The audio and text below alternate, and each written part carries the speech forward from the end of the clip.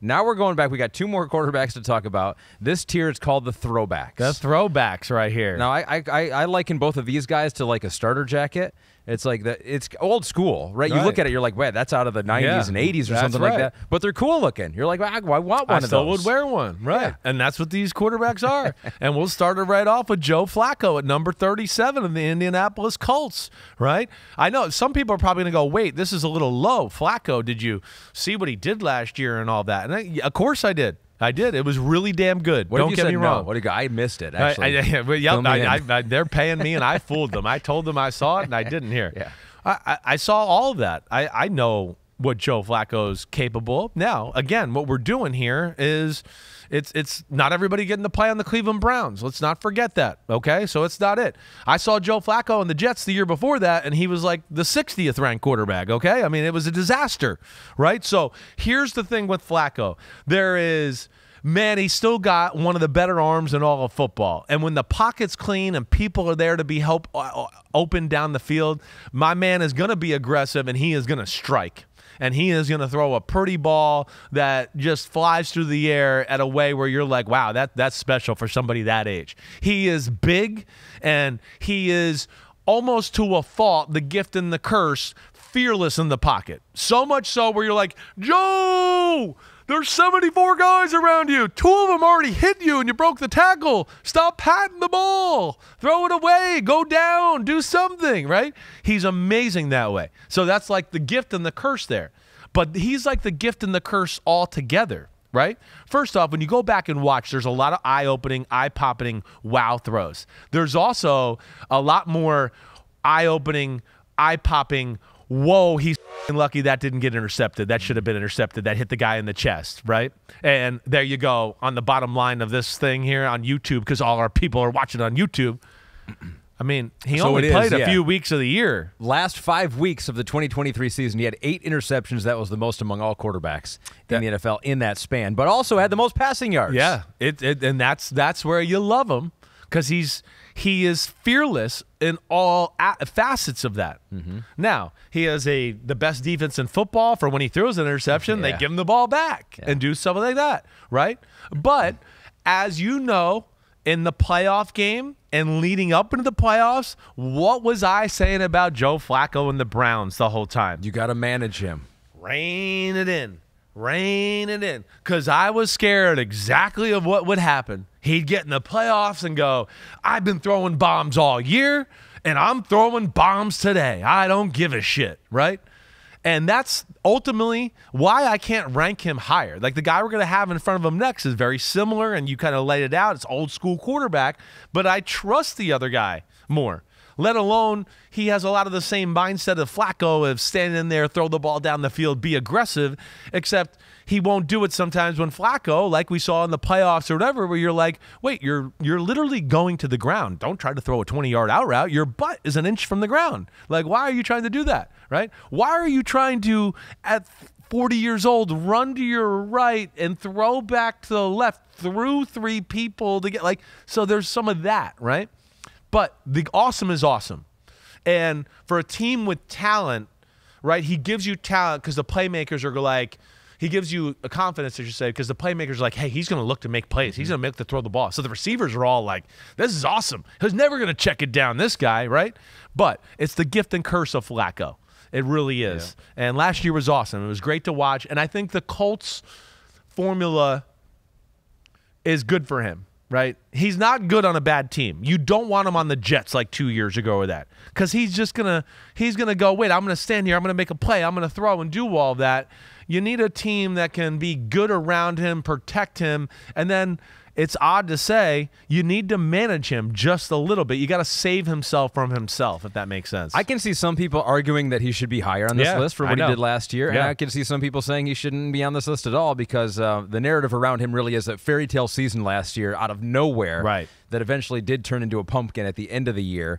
You wondered maybe if some team would had a transition quarterback, and I guess maybe that's what we have here with Indianapolis, where it's like we don't know exactly the health of Anthony. I mean, we think he's going to be healthy, where he is, developmentally wise. He hasn't played much. Yeah. I mean, again, our problem with Anthony Richardson coming out in the draft was that he hadn't played much. Yeah. And now here he is. What are we in? Year 2, and he Still hasn't played much because he got hurt, right? So that's where it's a great signing, let alone, you know, like we talked about with Gardner Minshew, where he can play the game and limit plays and all that. Shane Steichen probably looking at it like, man, Gardner Minshew missed a lot of downfield throws to me. Joe Flacco won't. I'll protect Joe Flacco and call the game the right way to where he won't do it. And I think he'll hit more of these aggressive throws to Pittman Jr. and Alec Pierce down the field that we missed last year. So that could be interesting to see, the weapons are intriguing. Adonai Mitchell, too, drafted there. Right. Josh Downs, third round last year. So they got some weapons that the quarterback, whoever that is, can throw to. So this is the first time that Joe Flacco has appeared on your list in a few years, 2019, when he was 25 then. He is back as a 39-year-old. I feel like he's on the I've cut him off the list at like 42 or 43 like 4 years in a row. Okay. It's like always been that. Well, but my big thing with him is not trusting him. Yeah. Well, he was at home last year. Yeah. I mean, no team trusted him until the end of the year. Exactly. But that's the thing where I did not trust him to hold the ball in the pocket, right? He does that too long, and his strip sack fumbles or sacks in general that put you behind the chains. And then I didn't always trust the decision-making. Right, because he, you know, even with a bad team, he was like, I'm going to sit here. I'm going to throw the ball down the field. I know I'm playing for the Jets, and they don't protect anybody, but I'm still going to stand here, right? I mean, they were literally like, Zach Wilson's dead. Mike White, I think they chopped him in half, and Joe came in the game and was like, I'm sitting here, huh? Is what happened to the other quarterbacks? Oh, they got hit. I'm just going to sit here. And that's kind of the beauty and the curse of Joe. How old is Joe Flacco? We already mentioned he's 39 years old, so he was drafted 18th overall in the 2008 draft. I was almost a teammate of his. Matt, right, you were? I was. I was my first year. I was going to leave the Bucs. I'm going to go to the Tennessee Titans. I worked out for the Baltimore Ravens. They have a rookie quarterback. Okay. What else happened? Something else happened. They lost somebody else. I can't remember what it is. I'm still not right. I go work out for the Ravens. I have an okay workout, right? I'm embarrassed about myself, but I still can't throw the ball the way I'm normally capable before I lose my spleen. I get done. I meet with their higher-ups, and I go, don't sign me. You don't want me. I was like, I'm not going to be able to do shit for you. And they were like, I think they were taken back. They were like, well, we've never had a player say this. Yeah. And I was like, no, I'm really not healthy. I need more time. I was like, you guys saw me today. Did you think that was that special? Right? I mean, I wasn't the number one player in the country coming out of high school, and then all of a sudden, like, I can't throw the ball 7 feet with a spiral anymore. So I literally looked at, I think it was Eric DeCosta, and I was like, It was Eric DeCosta. It might have not been Eric DeCosta, but either way, it was somebody like that. And I was like, don't sign me. Yeah. And I moved on and basically did the same thing to the Kansas City Chiefs the next day. Went to the Kansas City Chiefs, had a workout there, said I knew they might have to depend on me early on in that year. And I did not want to do that to a team, right? Pay me money, now you need me to play it. I'm like, I can't play that good, right? So I was like, they offered me money, the Chiefs, right? Over $1 million. Wow. And I was like, I promised the Tennessee Titans I would go see them tomorrow, right? Which I did. So I didn't want to break my word, right? They were like, wait, we're afraid you're going to sign with Kansas City. You'll never even get down here.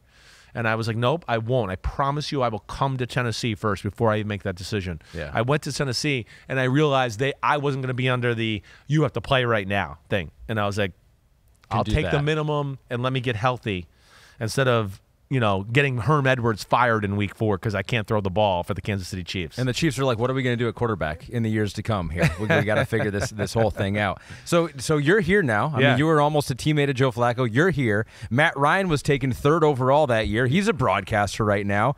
Gerard Mayo was taken 10th overall by the Patriots. He's a coach. Yeah.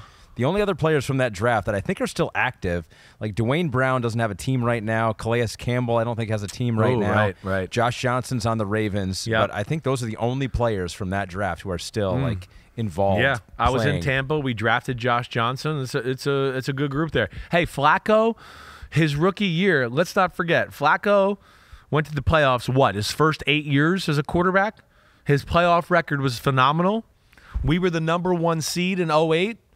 And his second playoff game ever, he came down in Tennessee and he made some plays where I remember going, this kid's about to be for real. Like, he's big, he moves way better than people realize, and he's one of the better arms, really, in the history of football. Like, it's that good of an arm, right? I'm not saying it's Marino or Brett Favre, but it's like, it's that next group down where you'd go, great arms, quarterback Super Bowl, type arms, Joe Flacco would be in that combo. If only you could have told him back then that one day he will be 37th as a 39-year-old. Your top 40 quarterback, he'd just be like, this is crazy. Yo, what's up? Thanks for watching, homies. You know it's the offseason, but there's no offseason with Chris Sims Unbuttoned. It's the NFL. It goes all year around, all right? So hit subscribe, please, to hear my thoughts on your favorite team, your favorite quarterback, and, hey, how this season might unfold as we get ready for the 2024 season. We got a better picture, clearer look now that the draft is over, free agency. We know who's playing quarterback for certain teams. So, again, thanks for watching, and remember to subscribe. Peace out, homies. Check you out soon.